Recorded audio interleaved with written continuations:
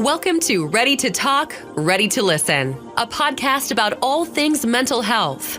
CHE Behavioral Health Services interviews guests as they discuss relevant mental health topics and speak with our industry's top leading trailblazers. Let's get started discussing behavioral health and ways to support our mental well-being.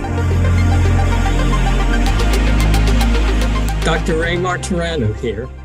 I'm a co-host of the Ready to Talk, Ready to Listen podcast, where we feature top experts or leaders and those interested in behavioral health care and mental well-being. And I have with me today Chad Friesen here of Rise 25, who has done hundreds of interviews with successful entrepreneurs, investors, and CEOs. We have flipped the script and he will be interviewing us, or me in this case. Take it away, Chad. Hey, thanks so much, Dr. Martorano. It's great to talk to you. Before we get started with the interview, I'll let everybody know that this episode is brought to them by CHE Behavioral Health Services. CHE offers comprehensive medical health care solutions, including in-person and telehealth, psychology, and psychiatry services. Americans are experiencing greater stress, anxiety, and depression than ever. CHE's mission is to provide access to care and support those individuals to improve their quality of life and emotional well-being. They have over 850 professionals committed to providing gold standard and evidence-based behavioral health care. To learn more about CHE or to book an appointment, please call them at 888-831-2618 or visit cheservices.com. That's cheservices.com. Hey, Dr. Martorano, it's great to talk to you. How are you today? Not too bad. Thank you for asking. How are you doing? I'm doing great. Thanks. Hey, as we get started here, if you could, just tell me a little bit about your background and what you do for CHE Behavioral Health Services. Sure. I've been in practice of clinical psychology since around 1980. I've worked in the university. I've taught undergraduate and graduate classes. I've worked for the Air Force doing clinical health psychology and for the local health department. I work for the local mental health center, and I've also seen people in a private practice. In this case, I'm working with CHE. So today we are going to talk about the topic of depression. Given all the recent events in our world the past few years and in the U.S., here in the U.S. the past few years, how prevalent would you say that depression is in both the world and in the U.S.? Yes, it's a lot more than people would think. They estimate that there are over 200 million people worldwide that suffer from depression. And in the United States, about 5%, so that would be about 18 million people, adults, are suffering from depression. And I think that's gotten worse during the last 2 years of the pandemic because people have been isolated. They have not been able to do the kind of activities they'd like to do because those places are closed. And they've also experienced losses, perhaps loss of a job or loss of a family member. So, for people who maybe they just feel a little bit different, maybe something has gotten to them over the past few years or something feels different. Maybe for people who do not know that they have dealt with depression or are dealing with depression, what are some of the primary symptoms? Yes. People can get depressed because of a loss, like a death in the family or a loss of a job, a relationship. And that may not be a clinical depression. What distinguishes it would be if for 2 weeks, every day straight, you had these kinds of symptoms that affected your functioning. Your mood didn't react. So like you lost interest in things, had no emotional reaction to things you used to enjoy. If somebody dragged you out to do something, you got no pleasure from it.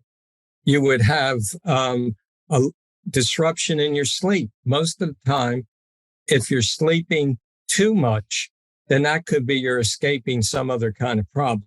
But if you're waking up around 3 a.m. and then can't get back to sleep and you have that kind of insomnia, that's a sign of a major depression. Your appetite is disrupted. So you don't have much appetite. Food doesn't have flavor. You don't feel like eating. So you eat less and therefore you have weight loss. Again, if someone is stressed, they're likely to eat too much and have weight gain. you know, attention and concentration's affected. So everything becomes harder because it's harder to focus. It's harder to complete tasks. And so when you start looking at all those things, it can be a major problem. So how would you you said about 2 weeks, if symptoms continue after 2 weeks, then maybe you should get it checked out, or should you get it checked out if you feel depressed at all? Well, I would wait if possible, in other words, every day for 2 weeks, if you had those symptoms, this protects you against someone saying they have a serious clinical depression because they had a bad day, Sure. So you look at those symptoms and you want to see them every day for 2 weeks.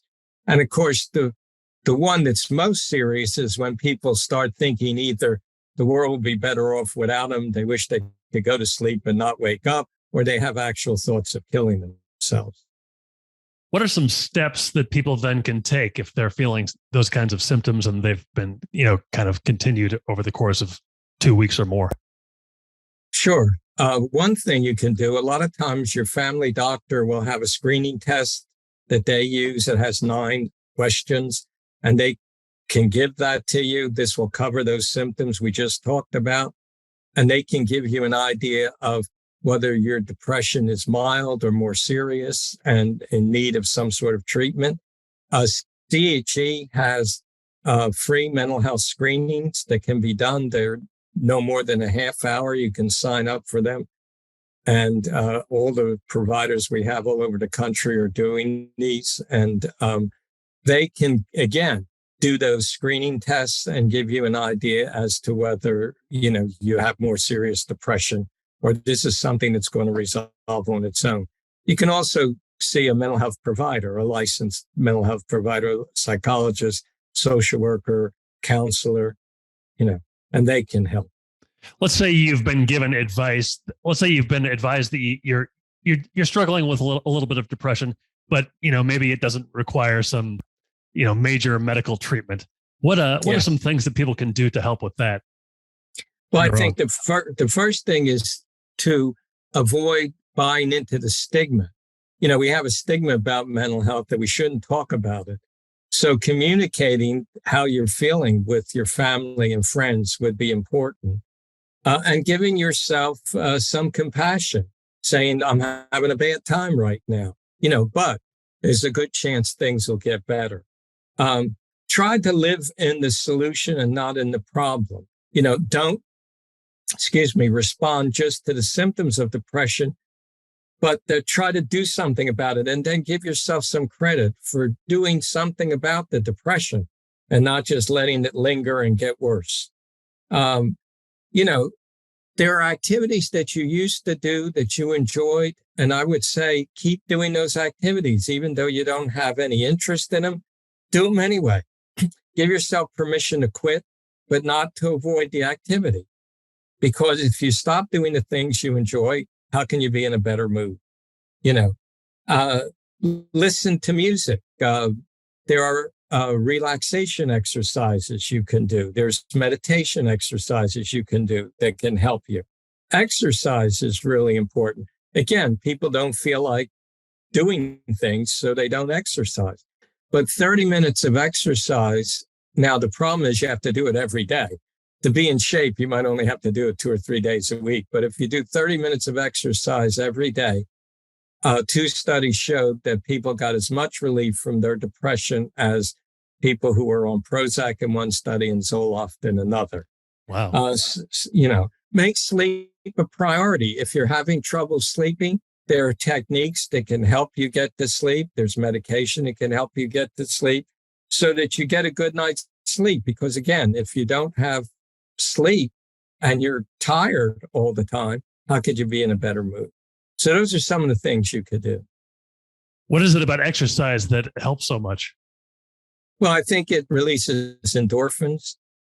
So it helps you be in a better mood. There are certain neurotransmitters that get released when you're in a good mood, and then they build. And then when you're in a little better mood, then you realize, well, wait a minute, I do have energy. I can do things. And then it might help you do other things like, watching your diet, loading your diet for more protein-based foods during the day and then carbohydrates to help you relax at night.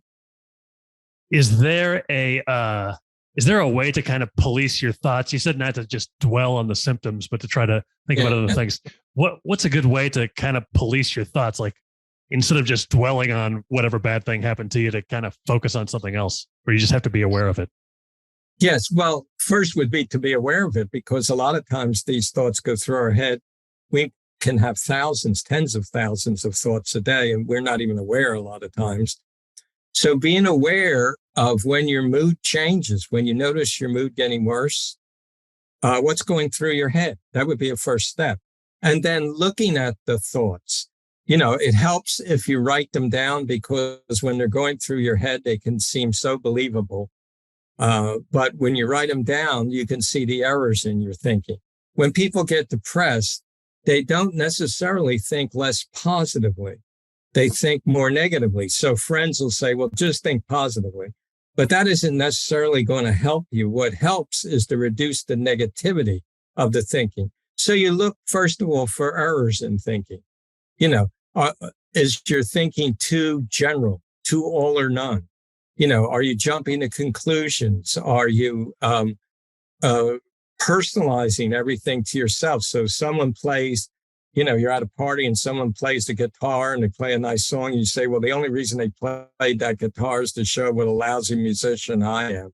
Well, that's not going to put you in a good mood. That's personalizing. So you try to avoid those kind of errors. And then once you can see the errors, then you might make the statements a little fairer, a little more realistic. So instead of, let's say you make a mistake at work, instead of saying, oh my God, I made a mistake at work, I'm going to be fired, my career's ruined, you might say to yourself, okay, people make mistakes. I'll probably, if I keep just doing a good job, I'll probably be okay. Saying things like that can help. What are some more formal treatments then? If you try that and maybe it doesn't work to your satisfaction, then what are some maybe more formal treatments that somebody who's suffering from depression can get? Yes. Well, there's medication. There are four things that really help depression. One is what we were just talking about, challenging negative thoughts. One is what we talked about a little earlier, being exercising, doing pleasant activities. One is medication. And there are lots of antidepressants on the market nowadays. So they can be very helpful. The problem is that it can be like a trial and error process. So people can get discouraged if the first one doesn't work. They might say, well, this is no good, and that's it. And they get upset, and then they don't want to get treatment. One thing that people get confused about, you can do genetic testing that can help you see which antidepressants might work better for you. But they think that the tests tell you which antidepressant is good. No, it tells you how you metabolize that class of drug. So, obviously that can help your provider dose the medication properly. So if you metabolize it faster than normal, you might need a higher dose. If you metabolize it slower than normal, you might need a lower dose. So that test can be helpful. The other technique that's been really helpful with people that have depression is cognitive behavioral therapy, which is the idea that our thoughts and our behaviors and our mood are all connected. And since it's very hard to access our mood a lot of times, accessing our thoughts is a little easier. And the idea is when you get depressed, you start thinking more negatively about yourself, about the world, about the future. And so if you can soften that negativity and change those thoughts, the idea is you can change your mood. So you referenced some of that medication. Does the medication help you just deal with the depression in the moment, or does it help you lose the depression? Well, it helps you. I don't know what you mean by lose the depression. The depression could disappear. Yeah, that's what I mean. It doesn't cure you. It's sort of like this. If you did nothing, right? A lot of people will get better in 9 to 13 months, about a year. Mm-hmm. The problem is they've had a weakened nervous system during all that time because they're not producing some chemical that they need that's necessary for normal brain functioning. So the antidepressant provides that chemical from the outside, and you take it for about 6 months to a year, and that gives your body time to heal because it doesn't have the pressure of having it to produce that, which it can't enough all that time. So in that sense, it helps you. It works faster. The problem with the medicine is that you're more likely to relapse with it, whereas the therapy, it's much slower. And so people are very impatient and they don't like to wait. But there's fewer relapses. So like after a year and a half, there might be over half the people might relapse over 3 years or so. Maybe 75% of the people might relapse if they have this major depression, not normal depression. Whereas there's only about 18% or so relapse rate with the therapy. So where do people go to get treatment, or what are some resources available to people, if they think they need this medication or would like more professional treatment? Sure. If it's a simple situation, your family doctor could prescribe medication. If it's more complicated, then, since the family doctors don't deal with that every day, you might want to go to a psychiatrist. CHE has an outpatient division, and they do telehealth therapy, which is, interestingly enough, I didn't believe this, but it's been shown to be as effective as in-person treatment. And so they have the same kind of sessions you would have if you went to an office, but they do it over video. And there are other companies and other places that do this. Most counties have a local mental health center you can go to. And then there are psychologists and social workers and counselors that are in private practice. What would you say are the kinds of therapies that have been preferred or, have been really particularly successful from your point of view?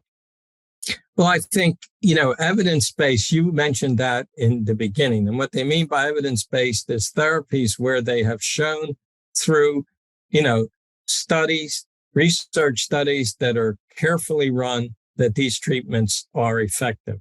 So cognitive behavior therapy has a lot of treatments behind it that show that it works. Acceptance and commitment therapy have a lot, that has a lot of research behind it. Those types of skill building where they teach you skills that you can keep with you and, carry on are good types of therapies. You mentioned sleep a little bit earlier. What are some things that people can do? Well, first of all, does a lack of sleep cause depression, or does depression cause a lack of sleep? And what are some I think the better way, I don't know that I can untangle that, but the two are interrelated. Mm-hmm. Certainly if you get depressed, your body's actually running faster than normal. You can't feel that because you're disconnected from your energy. So you don't notice that. But if your body's running faster than normal, one of the things, it's harder to calm your mind down when you go to bed. And secondly, you're going to go through the sleep cycles faster than normal. So people that are depressed might go through the cycle and get in REM sleep about 30 minutes earlier than they would normally do. So what happens is you wind up going through your cycles, and each time you go through a cycle, you get a little closer to waking up until finally you do. And so you wake up at 3 or 4 in the morning and then can't get back to sleep. So in that sense, the depression fuels the sleep problems. Okay. But certainly if you don't have enough sleep, you're going to get depressed. Yeah, exactly. What are some things that people then can do to improve their sleep? Well, there are medications, and physicians tend not to like the hypnotic sedatives like Ambien or Lunesta because of addiction potential and because you get a rebound insomnia when the medicine wears off. They weren't designed to be used every single night. They were designed to be used like you can't get to sleep because you got a big talk coming up at work and, you want to get some sleep. So they use things like a similar drug to Benadryl. They use that. Okay. Some of the older antidepressants that are sedating in nature, like doxepin or trazodone, are used to help people sleep. So there are things like, and then there are natural remedies. Of course, melatonin is the one that's received the most publicity. Okay. What about maybe, if you have a kind of a rocky relationship that you care about, or just maybe relationships that might cause you to feel a little bit depressed, what can you do in terms of that aspect? If you're the one that's depressed, or you have someone in your family that's depressed. If you're the one that's depressed. Okay. Well, I think the most important thing is that you be honest with the person and communicate your feeling. First you might educate yourself about depression, because that way you won't misunderstand it, and you won't start to feel like, well, people are not going to like me. And, second thing is to tell the person to just listen to you. They don't have to fix you, but just kind of listen to you. Try not to get into big arguments. We use a thing called self-soothing, where you take a time out and you do a relaxation exercise, and then you restart a conversation if you think it's going south. There are techniques like that you can use. Try to encourage the person to do the things that you need. Tell them, let them know what you need. And then what if there's somebody that you care about who you feel like is depressed? What can you do? Well, again, you want to educate yourself, right? And you want to provide support. One of the things during the pandemic that's been shown is the people that had social support did much better than the people that did not. And social support just means telling the person you're there for them, you care about them. It doesn't mean you're going to try to fix them or order them to, you better get that medicine, or you better go see a psychologist or something like that. So you don't try to fix it, but you might do little things that might encourage them. Like if you know a food that they like, you might make that for dinner, so that there's a better chance that they'll eat something. You want to understand and communicate to that person that that is the human part, the body that's depressed, not the person. Their depression is not all of who they are. That even though they're depressed, well, you still care about the person, and that's important, because you got to take care of yourself as well, because people that are depressed can get on your nerves. When they did studies, they made people the most angry of any mental health problem, of a simple mental health problem. So, the other thing is you can communicate hope, because 90 to 95% of the people who get depressed, even with a major depression, they get better. That's one of the good things about depression. People do get better. So encourage them and tell them, look, right now it may seem like you're going to be this way forever, but you're not. You're going to feel better someday, hopefully in the near future. Hey, right. and tell them where they can get some help. Sure. Yeah, that's great. Great advice. Hey, last question for you. What Sure. kind of resources or information do you recommend people access to find out more information about, depression and things like this? Sure. Well, there are books that are available. Certainly the federal government has a great website, NIMH, the National Institute of Mental Illness or Mentally Ill. They have good resources. CHE has resources available. There are good books out there. Some that have achieved notoriety. The Noonday Demon. That's by Andrew Solomon. Got to read the author. The Happiness Trap by Russ Harris. That's one that's good.